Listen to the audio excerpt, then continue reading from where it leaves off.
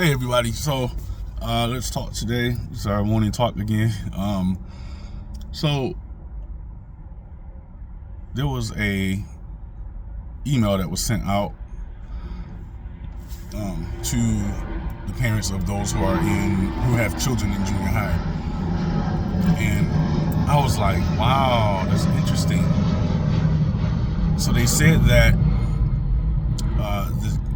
the kids who, I don't remember the exact stat, but they said that the kids who happen to go to school more often, who are in attendance more often, tended to have better grades. The ones who had 20 or more absences, I think it was 20,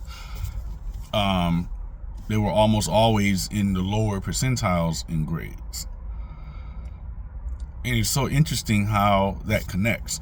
Even though they could have the best parents, they could have parents who help them with their homework, and they could be studying and all of those things, yet they still were behind percentage wise on the scale typically. And so I know, people will be like, well, my child missed 20 days or more, and they got all A's. Or, yeah, that's true. But what we're talking about is a spectrum here. We're talking about percentages. So we got to understand the difference between percentages and anecdotal evidence. Yeah, there's going to be some that just exceed, no matter what. But more often than not, I guess would be the best way to say it. These children that missed 20 days or more were in the lower percentiles as far as grades and test scores and stuff.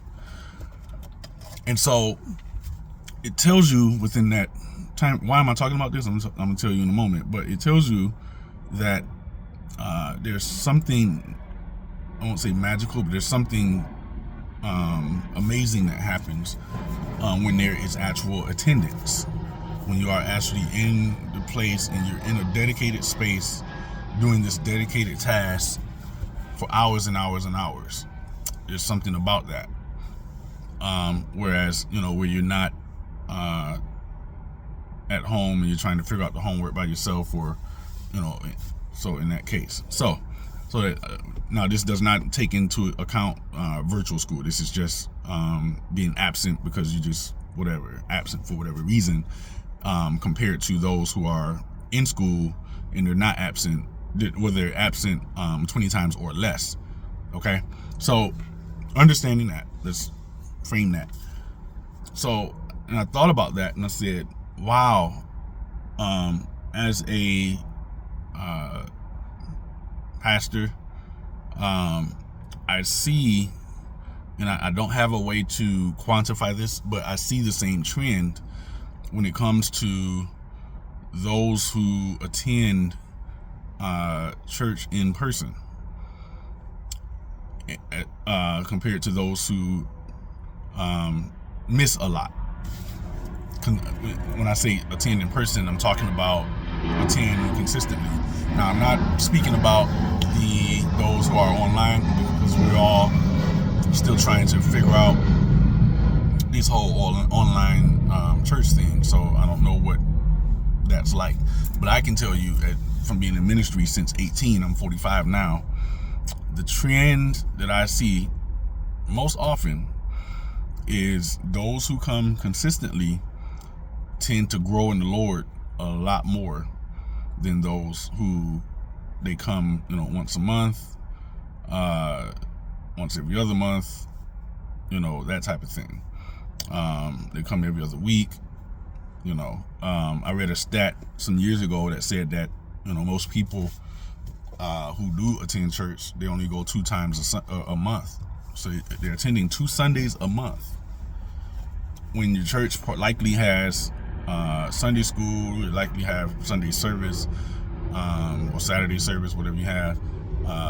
They likely have Bible study at some point.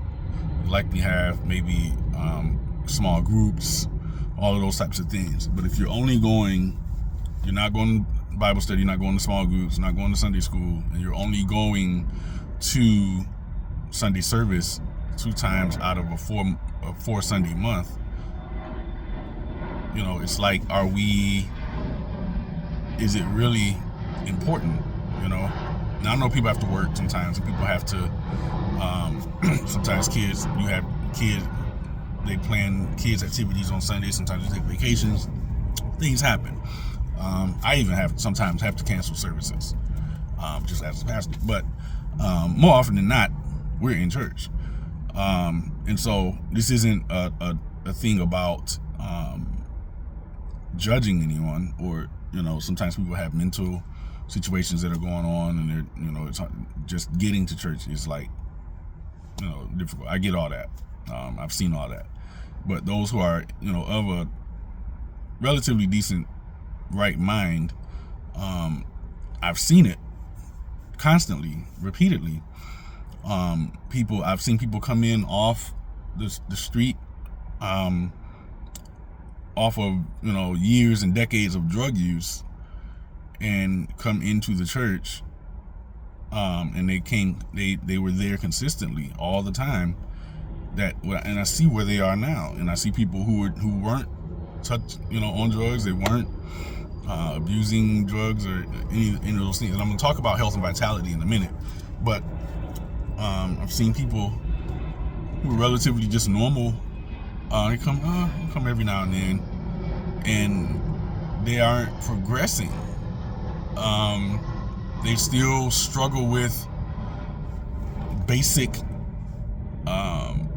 questions about the faith, and they still don't understand what might be a heresy and what might not be, whatever. They're still struggling with trying to actually live the faith. I see the questions sometimes people post on Facebook, and I'd be like, well, we answered that in Sunday school. You were there in Sunday school with me. I was in Sunday, right? So again, this is not a judgment, but this is out of concern. And the reason I'm talking about this is because studies have shown that people who are part of a religious community and who attend often, who attend consistently, tend to have better outcomes, or better evaluations of self-esteem, of hope, of resiliency. They have longer lifespans. They have greater health, vitality. All of those things. They have less suicidal ideation. It was just like a whole list of stuff. So when have you ever seen science recommend church as being something to, or religious assembly as being something to help you with wholeness and vitality?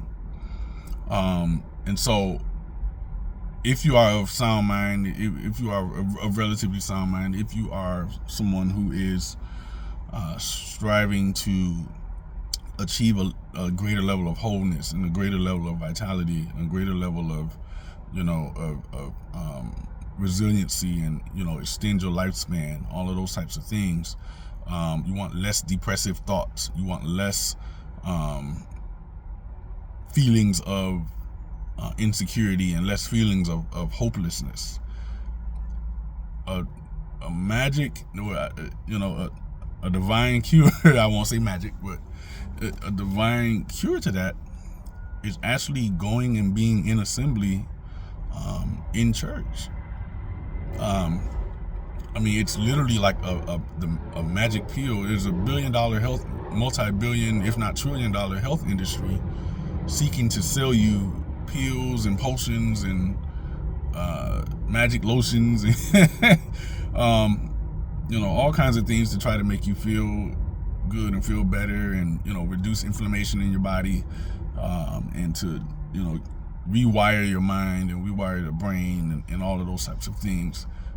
There's something about being in service with other people, and there's something about singing the songs together. There's something when you, as I've said many times, when you sing, you're stimulating the vagus nerve in your body, and when you do that, it gives you greater feelings of joy and peace, and it helps you to reduce feelings of addiction and feelings of depression and all of those types of things when you stimulate the vagus nerve in your body. So when you do that, when you go to church together and we're all together and we're singing, and we're, for those who might be in a more liturgical church, they're chanting the psalms and the hymns and the prayers and all of that stuff. When you come together and you're doing that, it is providing wholeness for you. Now, some people might say, there's people in the church that have cancer. There's people in the church that have, higher rates of diabetes and and all. Now, of course, that is definitely the case. But they would be much worse off if they weren't in church. I'll put it like that. So how much worse would they be if they were isolated at home? Not saying that those who don't go to church don't have a community, but there's a lot of people that are isolated. There's a lot of people that don't have a community. There's a lot of people that they're not, they don't have friends. There's people that have not had a hug in years. These people exist, and their life will be so much better. Will have so much wholeness and so much more vitality, in my opinion, if they were part of a religious community, and for the sake of this channel, a Christian community. So we're leaving a huge health benefit and mental benefit on the table because we're lazy in our attendance, and so we want to make sure. I want to just kind of re-emphasize that this is one of the biggest and easiest and most free ways to feel a sense of wholeness and a sense of vitality and a sense of help you work through those depressive thoughts. And now be careful. Now, we're not talking about going to a church that they have toxic behavior and toxic giving practices and stuff like that, where it's just all about trying to get your money, that sort of thing. We're not talking about that. So you have to be very discerning as to where you go. But by and large, being in attendance with other people in a religious community and singing and praying together and fasting together and encouraging one another and loving one another and forgiving one another, yes, that happens, is so crucial to health and vitality and good mental health and all of those things. So my prayer is that you will find somewhere that you can go and get those types of things. Not everybody can go to family. Not everybody can get that at work.